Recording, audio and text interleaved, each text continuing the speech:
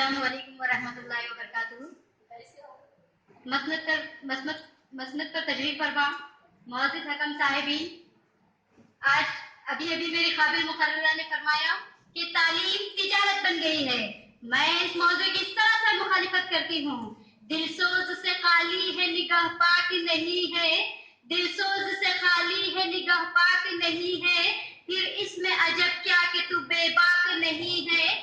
ذوق تجلی بھی اسی خاک میں پنہا ہے، ذوق تجلی بھی اسی خاک میں پنہا، غافل تو تیرا صاحب ادراک نہیں ہے.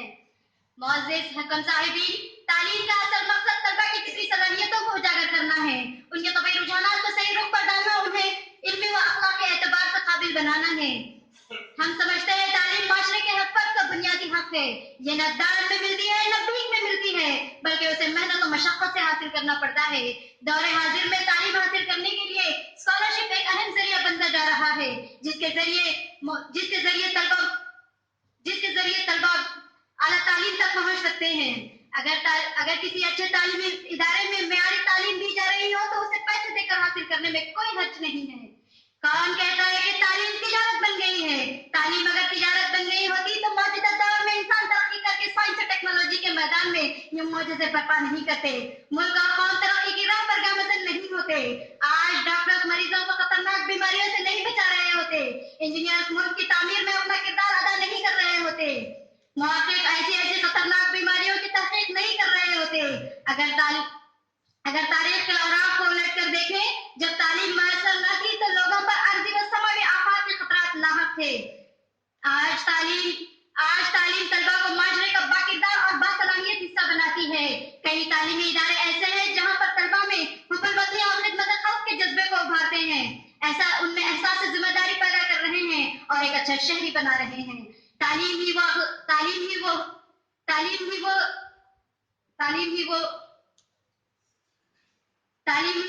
ایک ایسا ذریعہ ہے جو عقلی اور تحقیقی طور پر نئی ایجادات سے آپ کی خدمت میں آسانیاں فراہم کر رہی ہے تاکہ معاشرے میں امن، سلامتی، انصاف اور قانون کی عملداری قائم رہ سکے. اگر تعلیم تجارت بن گئی ہوتی تو آج ہم اس موضوع پر بحث نہیں کر رہے ہوتے، حکم صاحبین یہاں بیٹھ کر فیصلہ نہیں کر رہے ہوتے. یہ دنیا حقیقت میں شر اور خیر پر ہی قائم ہے، شر پر ہمیشہ خیر ہی نے غلبہ پایا ہے.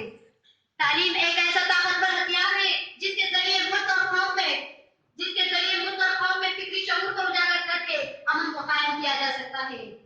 آج کئی تعلیمی ادارے اس طرح انسانیت سے قد بلند لے کر آگے بڑھ رہے ہیں. جہد و مسلسل کے ساتھ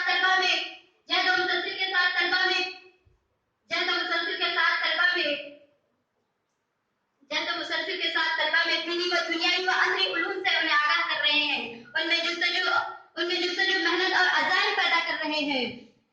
تعلیم ایک ایسی گنج ہے، گرامایا دولت ہے، تو پھر اسے کیسے خریدا جا سکتا ہے؟ میرے معزز سامعین، ذرا سوچئے، ذرا غور کیجئے. تعلیم اگر تجارت بن گئی ہوگی تو آج ہمارے معلم اتنا قابل نہ ہوتے، ہمارے سائنسدان دنیا میں ترقی نہیں کر رہے ہوتے، ہمارے نوجوان بیرون ملک میں کامیابیوں کے جھنڈے نہیں گاڑ رہے ہوتے، ہماری عورتیں ترقی کی راہ پر گامزن نہیں ہوتی، ہمارے بچے ترقی کی سوچ نہیں رکھتے. نگاہ بلند سخن دل نواز جا پرسوز، نگاہ بلند سخن دل نواز جا پرسوز، یہی ہے رخت سفر میر کارواں کے لیے. جن کی خواہشیں خلیل ہوتی ہیں، جن کے ارادے جلیل ہوتے ہیں، جن کے عزائم بلند ہوتے ہیں، وہ دنیا کی ہر مشکلوں کا سامنا کر کے اپنی منزل پا ہی لیتے ہیں.